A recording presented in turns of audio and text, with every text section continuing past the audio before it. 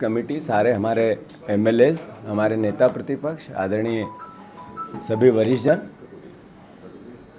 पूर्व विधायक, पूर्व मंत्री, सब हम अशोकनगर कार्यकर्ताओं के साथ आम जनता की लड़ाई लड़ने जा रहे हैं। स्वाभाविक है कि जनता ने हमें विपक्ष का दायित्व दिया है। उनके दर्द को, उनकी जितनी भी समस्याएं, उनको उनके सरकार द्वारा प्रशासन को जो निर्देश दिए जाते हैं और कार्यकर्ताओं को प्रताड़ित किया जाता है उसके खिलाफ, और जो बातें सरकार ने कही मध्य प्रदेश में सरकार बनाने से पहले भारतीय जनता पार्टी ने कही, उन वादों को पूरा करने की भावना को लेकर विपक्ष काम करता है। बार बार मैंने मोहन यादव जी से कई बार कहा, जब पहली बार सदन में नेता प्रतिपक्ष का भाषण हुआ तो उन्होंने उसमें भी इसी भावना को व्यक्त किया कि हम सकारात्मक विपक्ष की भूमिका निभाना चाहते हैं। अगर हम सकारात्मक विपक्ष की भूमिका निभाना चाहते हैं तो सरकार का स्वाभाविक है कि समस्याओं पे, पीड़ाओं पे, लोगों के दर्द पे, एसटी एससी के साथियों के अत्याचार पे और ओबीसी के परिवार के साथियों के हक और अधिकार की लड़ाई लड़ेंगे। सरकार इसको नकारात्मकता से लेती है, सरकार की ताकत का दुरुपयोग करती है, कार्यकर्ताओं पर मुकदमे करती है, नेताओं को डराती है। मध्य प्रदेश राजधानी बन गया एसटी एससी के अत्याचार की। मुख्यमंत्री भारतीय जनता पार्टी, जो कमलनाथ जी ने ओबीसी का आरक्षण दिया, उसको कहते हैं 4 लाइन पर्ची पे लिखकर कोई कानून बनता है क्या? मुख्यमंत्री की अपरिपक्वता को बताता है। 25,000 से ज़्यादा बच्चे जिन्होंने अपनी एग्ज़ाम्स क्लियर कर ली, वो नौकरी पे नहीं लग पा रहे हैं, इसलिए कि भारतीय जनता पार्टी नहीं चाहती है कि ओबीसी का आरक्षण आए। ये अन्याय और अत्याचार एक अराजक सरकार कर सकती है, जो अपने ही बच्चों का गला कैसे घोटा जाता है। ये सरकार ने एक नई चाल, एक तरह की नई राजनीति करना चालू की है। इसके खिलाफ कांग्रेस पार्टी ने बिगुल बजाया है।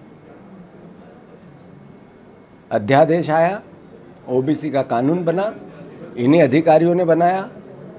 प्रशासन ने पूरी कार्रवाई नियम सम्मत करके राज्यपाल को भेजा, कानून बना और कानून पारित हुआ। ऐसे में मोहन यादव जी का ये कहना कि ओबीसी का हम फिर से कानून लाएंगे, मतलब एक मुख्यमंत्री की गरिमा को गिराता है। पद पर व्यक्ति बैठा है, पद स्थायी है, इस पे व्यक्ति बदलते रहेंगे, पर एक सरकार ने जो निर्णय लिया उसमें सुधार की गुंजाइश है तो करो। आप 27% से 30% देना चाहते हो क्या, तो करो, पर 27% रोक क्यों रहे हो? ये तो क्लियर कट हो गया। उनके सरकार के वकीलों ने किस तरीके से कोर्ट में कहा कि हम इस कानून को लागू नहीं होने देंगे, ये सरकार के झूठ को बताता है।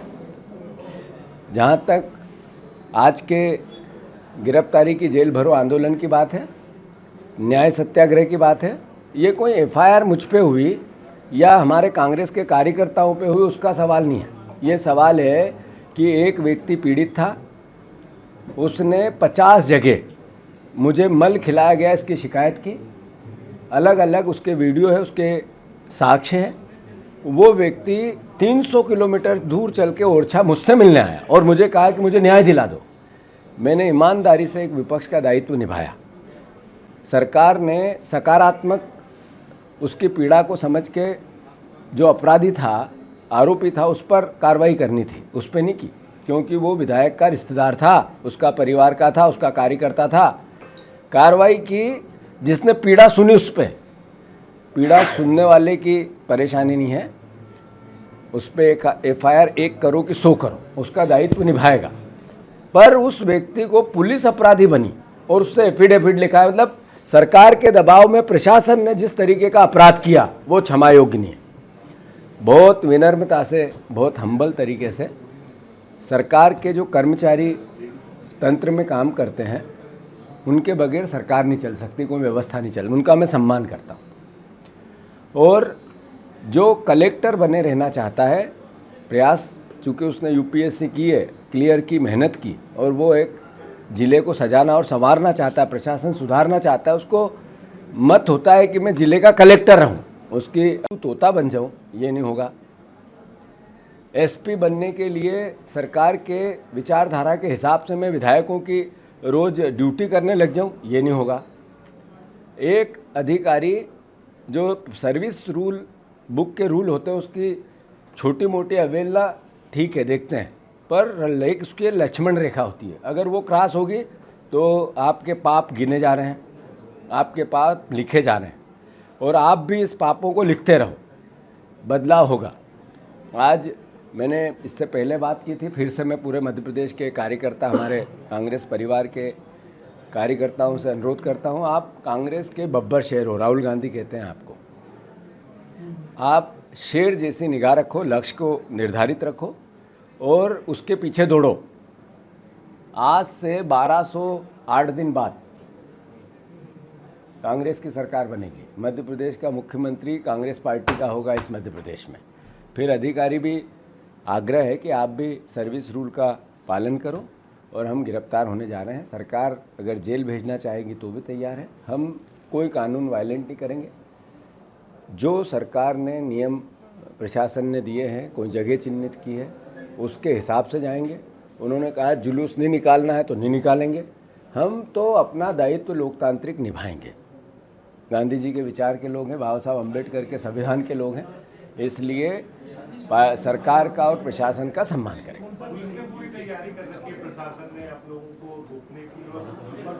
रोकना तो नहीं चाहिए, इसलिए नहीं रोकना चाहिए कि हम तो प्रशासन के पूरे नियमों का पालन करेंगे ही करेंगे।